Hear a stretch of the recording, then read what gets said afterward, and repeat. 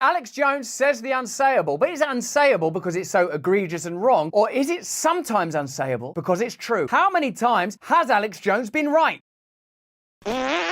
Hello there, you Awakening Wonders. Thanks for joining us on our voyage to truth and freedom. Now that he's back on X, we can look at Alex Jones, guest on our show, and how many times he's been right. We know the times when Alex Jones was wrong. We know the mistakes that Alex Jones has made. When I spoke to Alex Jones, the way I said that I look at him, and I believe this, is our culture doesn't permit for shamanic, mysterious figures that piece together peculiar pieces of information in ways that are unusual but would have once been understandable, working on multiple levels simultaneously. If Alex Jones was simply the man who had wounded the grieving parents of Sandy Hook, which of course he acknowledges was wrong and was a mistake, then there wouldn't be loads of footage of him perspicaciously announcing in advance a number of things that are extraordinary and include even 9/11. We all know where Alex Jones has been wrong. He himself has admitted it. Let's have a look at the times that Alex Jones was right. How could he have known these things? And what about the predictions that Alex Jones is making right now? What things do we have to be aware of? You said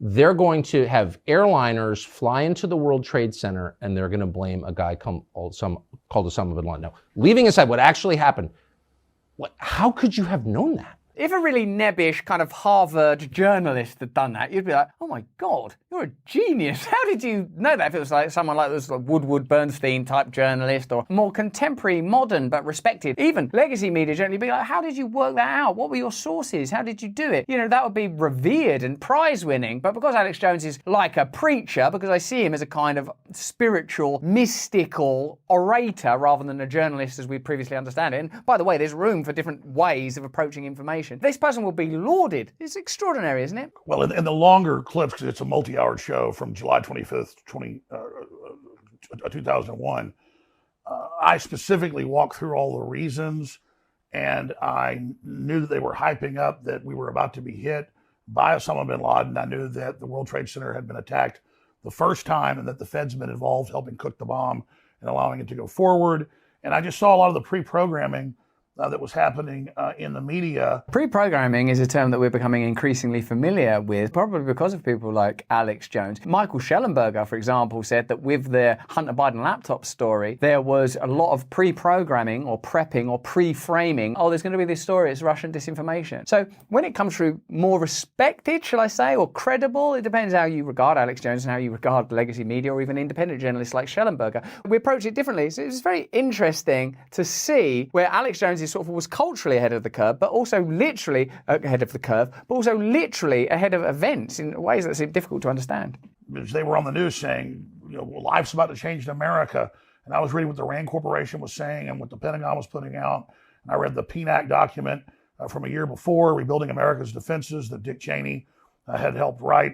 And it said we need a Pearl Harbor event on the American homeland to be able to bring in this police state and this control and then expand the American empire worldwide. So hundreds of pieces of data went into that prediction. My most accurate prediction, going back over a decade, was when I read the Rockefeller Foundation Operation Lockstep, and they described using a virus to bring in world government, to bring in a world medical ID that they would then build the social credit score off of, and that they would make people wear masks for fear. I don't remember anything like that. That they would shut down sporting events and things like that and basically phase in this new tyranny. So I was also able to specifically make that prediction over and over and over again because I was going off their own battle plans. Are you the only person in media who actually reads these reports? I don't think a lot of people do read them, but I do read them. I mean, I'm currently reading MIT reports from their top councils, Pentagon reports. They have a working group called the Mad Scientist Group at the Pentagon that works with MIT. And if you go watch their hour-long, 2-hour-long, 3-hour-long meetings they have on YouTube with all the tops, I mean, we're talking hundreds of top scientists, they admit that they're building a post-human world, that soon everyone's going to be mind-controlled, that they're going to put smart dust in our food that they can electromagnetically control, and they just lay it all out right there. And I've learned what these people said in the 50s they would do were done by the 70s.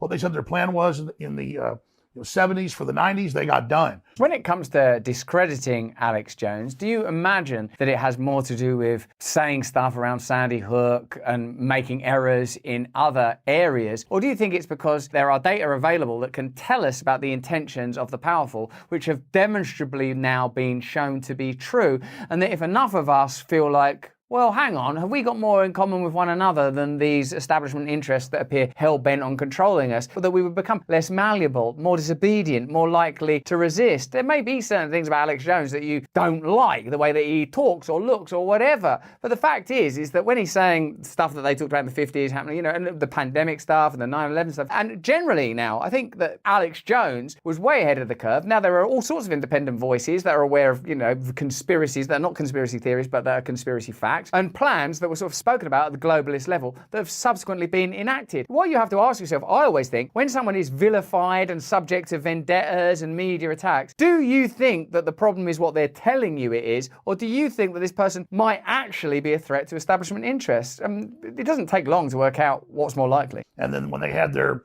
Agenda 21 in Rio de Janeiro in 1992, the big UN summit, they described everything they would do up until the year 2000, and they got almost all of that done. And now they've got Agenda 2030, and we're going to ban your gas stoves, we're going to ban beef, we're going to ban single-family dwellings, we're going to ban private ownership of cars. So just keep a watch out for rhetoric, language, and legislation around those ideas. It's pretty easy to track. Look at today's date, then watch out for people saying, we're going to ban single-family dwellings, we're going to ban beef. Look out, for example, if people are doing lab-grown meat. Look at to see if the agricultural industry is being massively stymied. We have conversations with Vandana Shiva, who is a voice that is, I would say, equally powerful to Alex Jones, but operates in a very different sphere. She's an academic, she's an Indian woman. Her pedigree is different from Alex Jones. And when you start to cross-reference these people, it's clear that Vandana Shiva is saying similar things. Agriculture is being shut down globally to create artificial scarcity. If you can control food, you can control the entire population. And you start thinking, hold on a minute, why is Bill Gates buying up all of this farmland? Why is Bill Gates involved in medicine? What was all that social credit score during the pandemic? Of course, they have to create a climate where you regard that as hysterical and ridiculous and you discredit those voices. That's unacceptable to say that about those children. Of course, it's unacceptable to say that about children. If you're making the amount of content that Alex Jones is making, you're going to say all sorts of mad stuff. I'm sure we've said things on our channel that ultimately don't look good. But the fact is there's an intention to create truth, to create a knowledge base, and to empower an audience in ways that makes people, I think, a little more disobedient and difficult. We're going to do all this, and now you see them rolling it all out. So I'm not really making predictions in these high-level World Economic Forum and other large think tank groups. They are laying out the future, and they're high priests of the World Economic Forum. That's a consortium of all these groups. Yuval Noah Harari, you can read his quotes. The future's not human. The human era is over. The public is useless. I mean, this is a very anti-human system. So that's how I'm able to make predictions, because they've given us a roadmap. They tell us where they want to take us. And so when the public wakes up, we push back on some of it, but they always come back.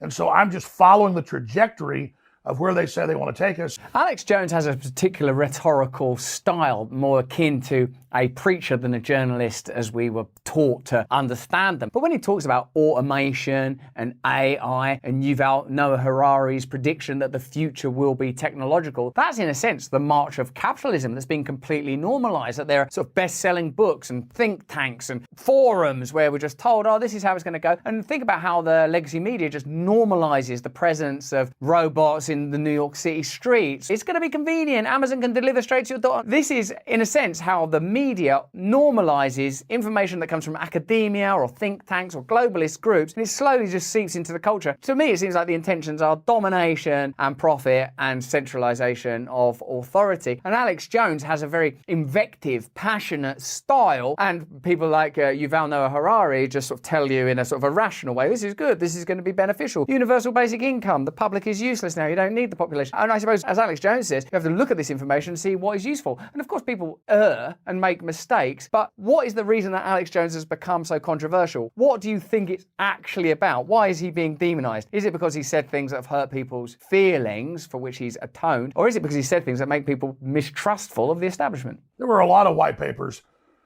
not just the PNAC document from 2000, a year before 9/11, where they describe we really need big terror attacks. We really need Pearl Harbor events to get Americans to give up their rights.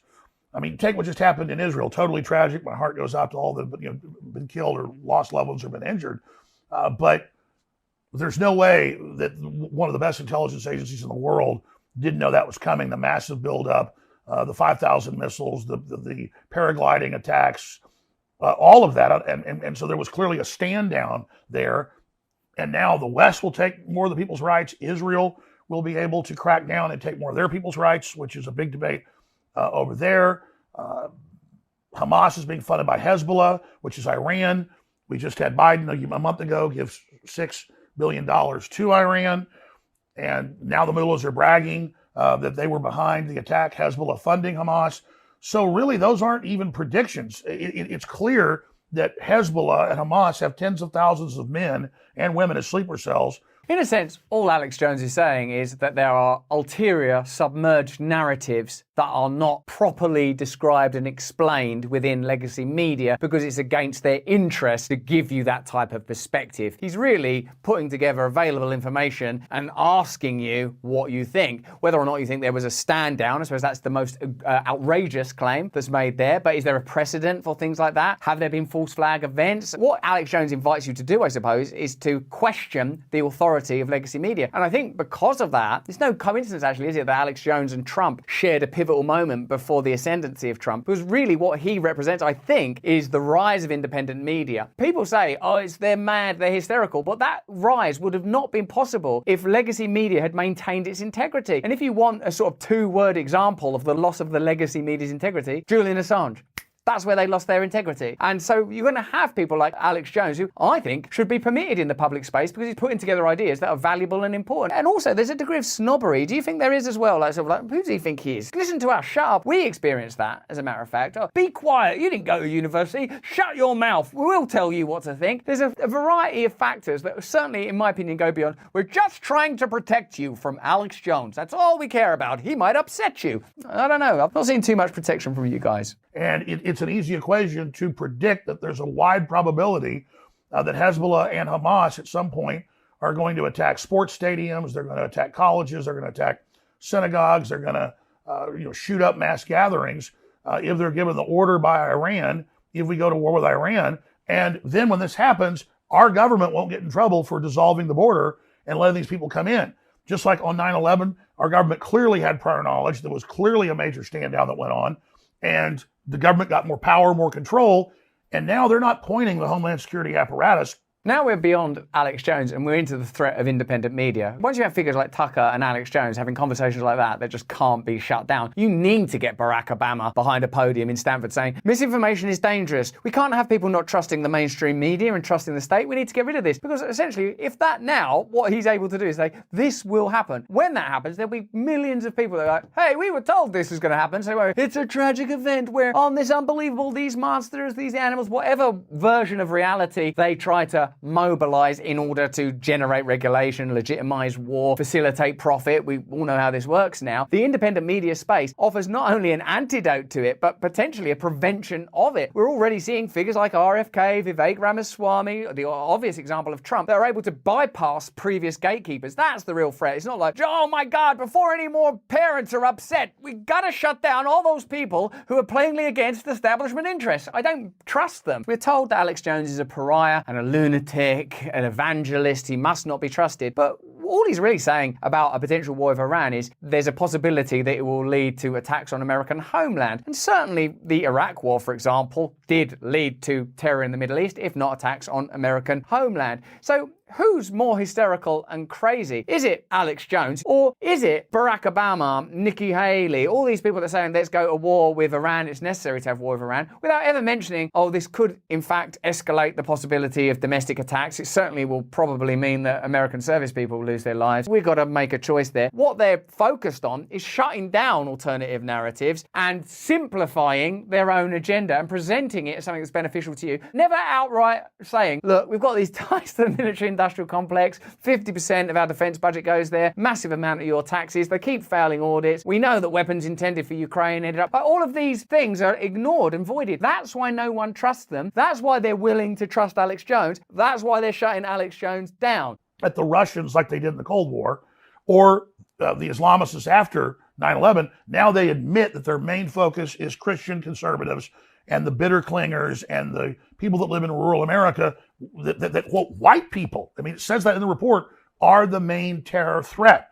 And so this whole apparatus of the war on terror, it has now been turned inwardly against the people, not just here, but also in Europe, where if someone criticizes transgenderism in the UK, they come to their house and arrest them. If a journalist does that, they come to their house and arrest them. If somebody says, I think these surveillance cameras should start getting cut down, they come to their house and they arrest them for their free speech. And so this is a global movement by the mega corporations, by the BlackRocks and the State Streets and the Vanguards that control 80+% of world wealth to control our behavior. And Larry Fink of BlackRock has said that at the Davos Group repeatedly. We're going to use our control over all this finance and this global social credit score we're rolling out to control people's behavior. So that's really what this is. And then they use the threat of global warming. They use the threat of a virus. They use the threat of radical Islam to take our rights. But we really are the target. You lunatic! What, you think BlackRock and Vanguard have an influence over politics? It's not like whenever the leader of China comes to San Francisco, they get Larry Fink and the heads of banks to sort of line up and shake hands with him. It's not like when Zelensky visits the United States, the military-industrial complex all line up and shake hands with him. It's not as if there are massive meetings around the world where powerful people come together and lay out the plans for the next couple of years. It's not like many of these predictions have literally and observably come true. Oh no, wait, that has actually literally happened. So all that's left for us to decide is, are they trying to shut down Alex Jones and discredit him because he's hurt some people's feelings and said stuff that was not true that he regrets? Or is it because he's saying a load of things that are true that they regret? The truth is Alex Jones was ahead of the curve, recognizing that politics was changing, that media was changing, that the divides between political classes and cultural classes was altering, and he spoke openly and authentically, and that's what these spaces, I think, demand. But that's just what I think. Why don't you let me know what you think in the chat? Remember, we stream at these times. We'll be back at this time. Remember, become part of this movement. A powerful, independent media is precisely what the world needs to empower us all so that we can grow our individual sovereignty, our community sovereignty, and our collective sovereignty. In the meantime, please stay free. Hey, thanks for watching. If you want to see more uncensored content where free speech can flourish, join our live stream. Click the link right here to watch the next video if you want to, or become a member of a growing movement. Download the Rumble app and you'll be informed every time we make a new piece of content. Stay free.